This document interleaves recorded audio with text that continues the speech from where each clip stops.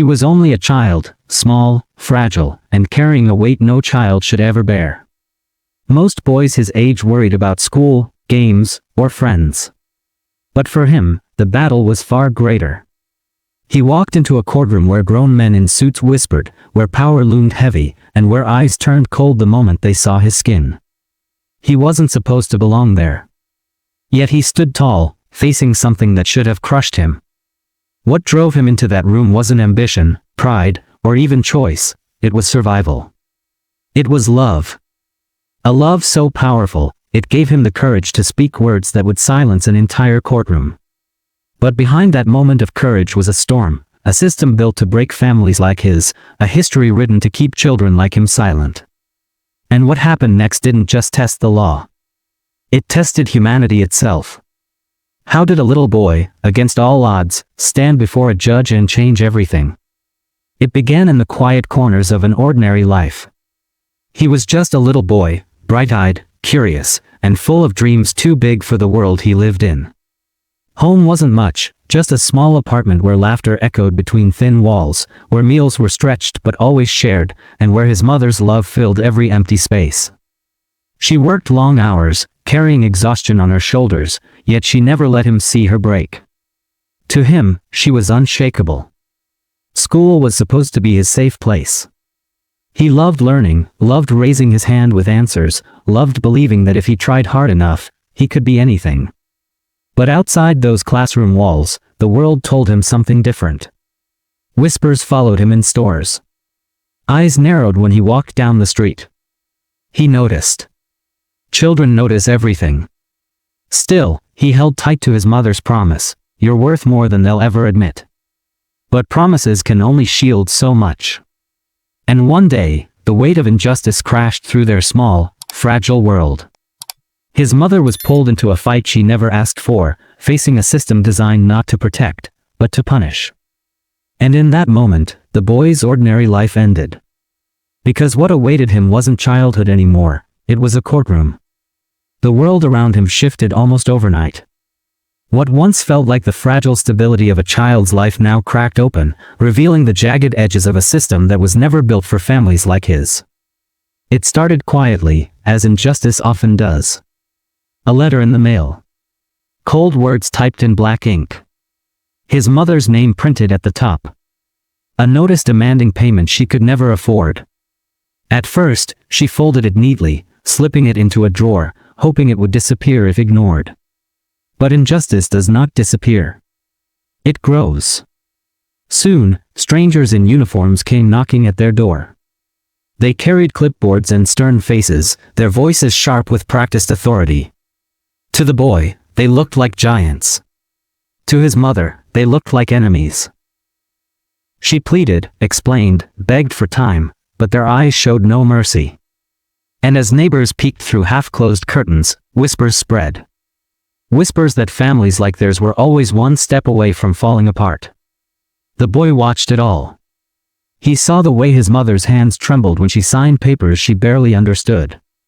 He noticed the way her shoulders bent lower each night as exhaustion carved deeper lines into her face. He realized, with a child's painful clarity, that the world had already decided who they were. And it was not kind. Days blurred into weeks, each one heavier than the last. His mother was accused of something she hadn't done, a mistake, an error, perhaps even a deliberate lie written down by someone who would never face the cost of their words. It didn't matter that she was innocent. What mattered was that the accusation stuck, spreading through the system like ink through water.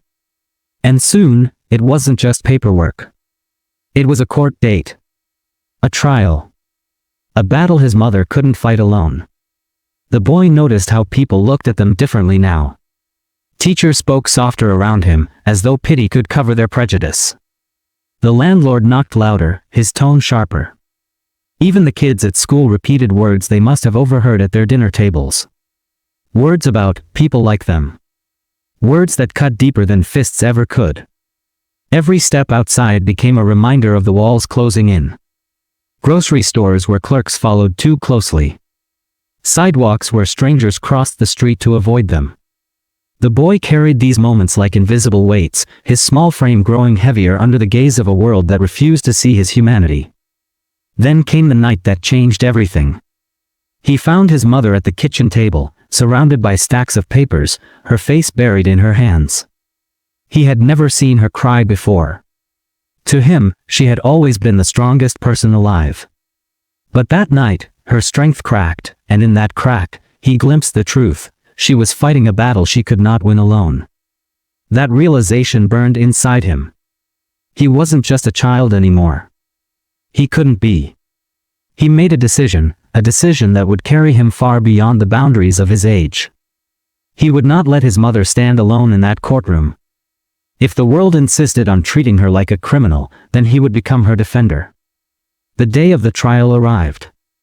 The courthouse loomed like a fortress, its stone walls cold and unwelcoming. People streamed inside, lawyers with polished shoes, officials with briefcases, strangers with eyes full of judgment.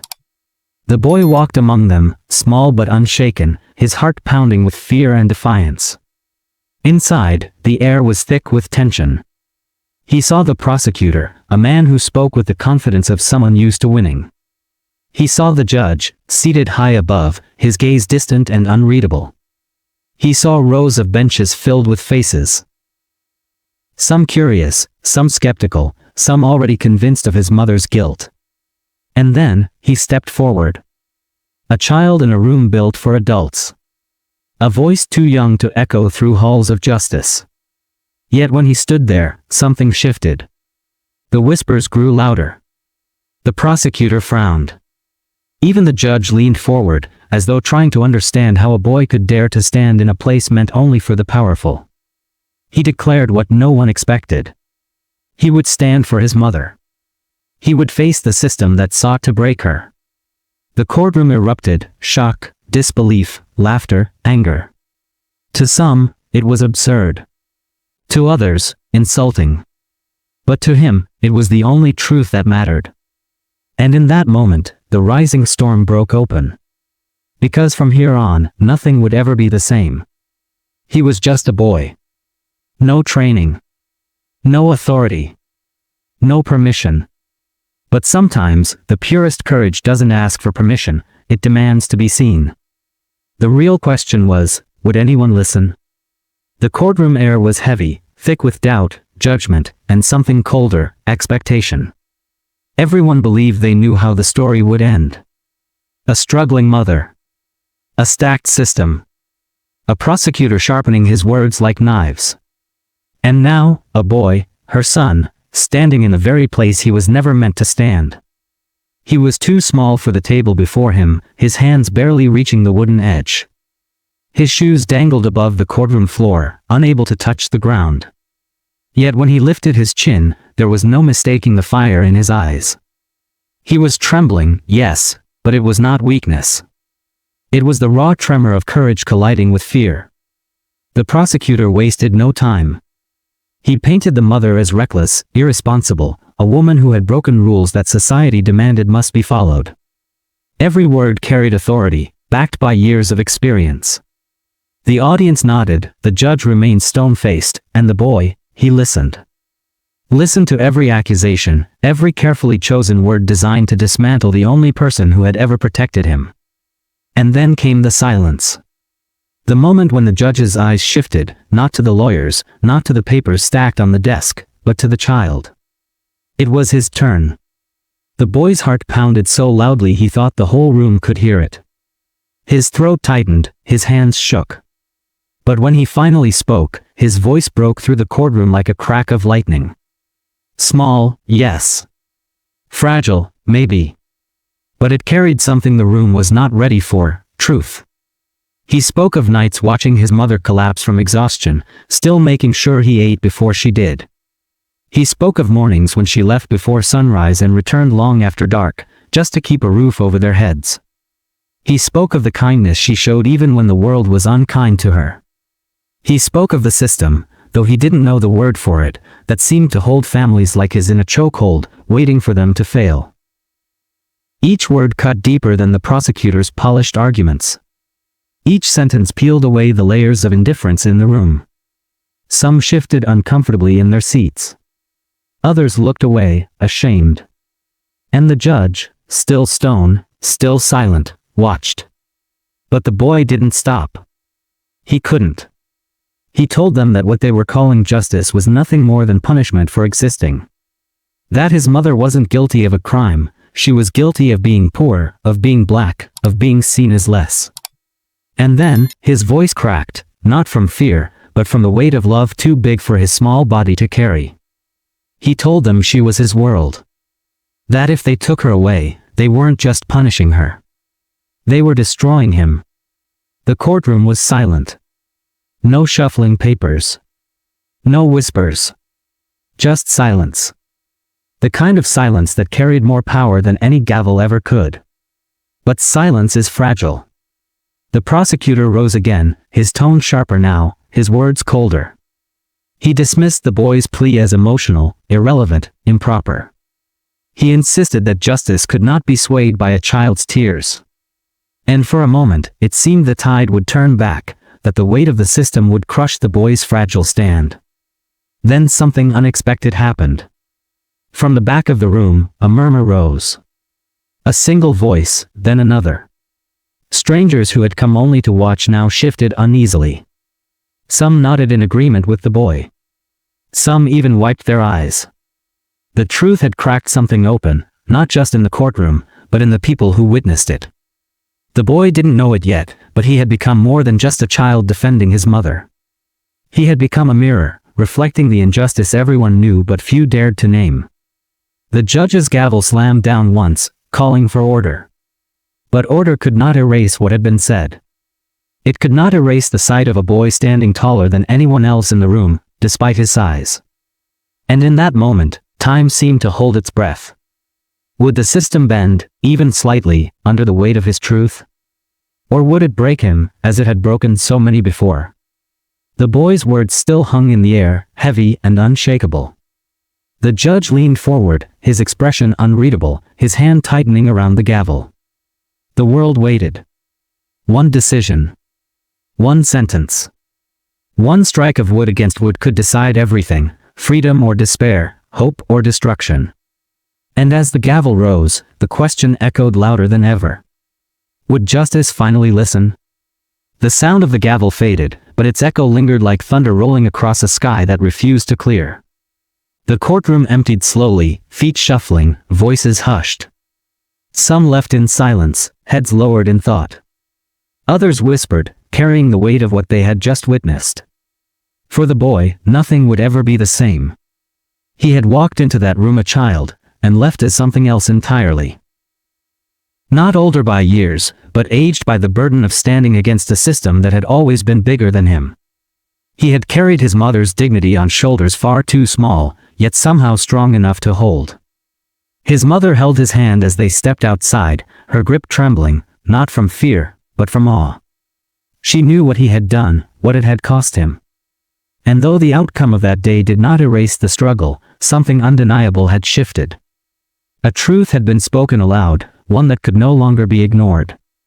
The headlines came quickly. Whispers turned into conversations. Conversations grew into debates. And though the system remained the same, though injustice did not crumble overnight, a spark had been lit. Because one boy dared to speak where silence was expected. One child refused to bow to the weight of history. But the story was not just about him. It was about what he revealed, that the scars of racism do not belong to the past. They live in the present, woven into laws, into glances, into the quiet assumptions that dictate whose lives are valued and whose are not. His voice had carried the truth of millions, families struggling under the same shadow, children forced to grow up too soon, parents fighting battles they never chose. The impact was not measured in court documents or verdicts, but in hearts unsettled, eyes opened, and minds unwilling to forget what they had seen. Because once you witness courage in its purest form, you cannot return to indifference. Still, the boy's journey was far from over. The system would test him again and again. But now he carried something more powerful than fear, he carried proof. Proof that even in the darkest spaces, light can break through. Proof that a voice, no matter how small, can shake the foundations of power. And for those watching, for those who have lived pieces of his story in their own lives, the message was unmistakable. Injustice thrives in silence, but silence can be broken. By a child. By a parent. By anyone willing to stand. The boy's story became more than memory. It became a mirror, forcing us to ask hard questions. How many more families must be torn apart before the system changes? How many more children must sacrifice their innocence just to be heard?